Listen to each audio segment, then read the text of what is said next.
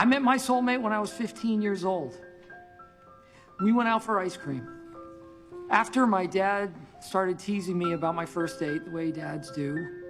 And I told him, Dad, it's no big deal. I'm gonna be going out with a lot of different girls on a lot of different dates.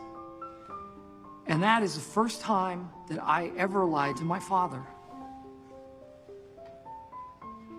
I met my soulmate when I was 15 years old, and I have loved her every minute of every day since I first bought her that mint chocolate chip cone. I have loved her through the birth of my 3 perfect children. I have loved her even when I've hated her.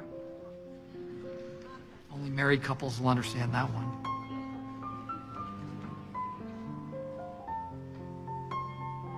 And I don't know if it's gonna work out. I don't know what's gonna happen. Sorry, Robbie, I can't give you that. But I can promise you this.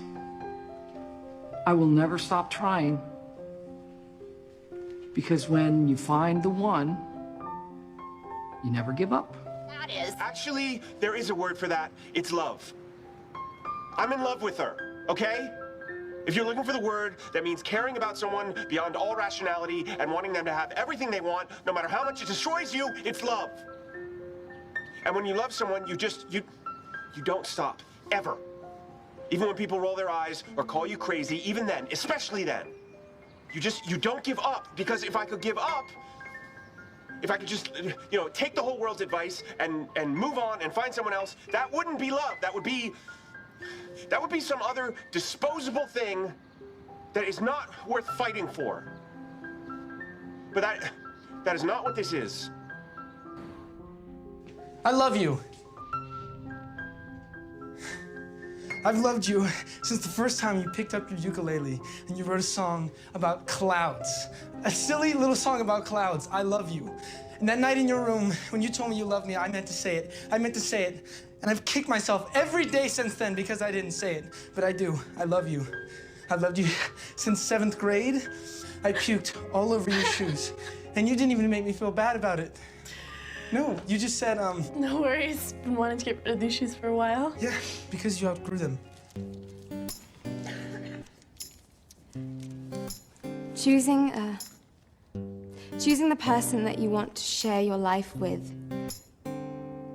is one of the most important decisions any of us makes. Ever. Because when it's wrong, turns your life to grey. And sometimes you don't even notice until you wake up one morning and realize years have gone by. We both know about that one, Alex. Your friendship has brought glorious technicolor to my life. It's been there even in the darkest of times. And I am the luckiest person alive.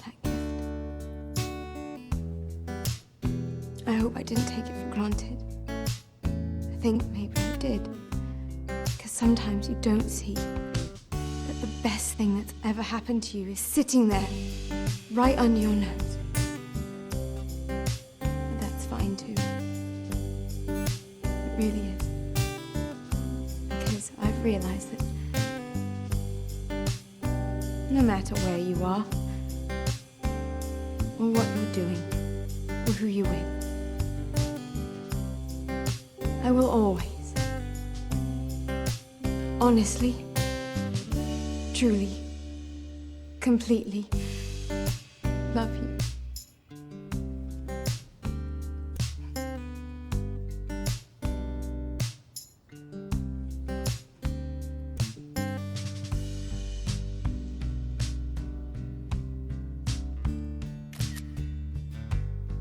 Like a sister loves a brother, and a friend loves a friend.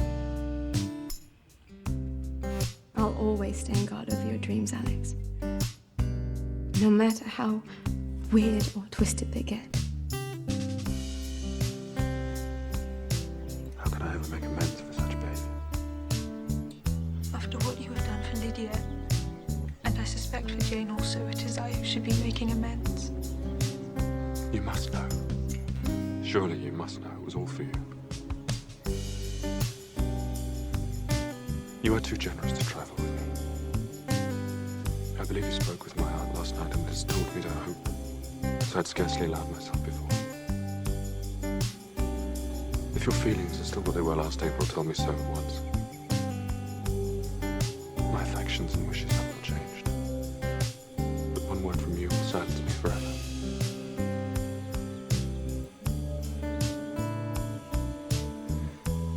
If, however, your feelings have changed, I would have to tell you. You have bewitched me, body and soul, and I love you. I love you. I never wish to be parted from you from this day on.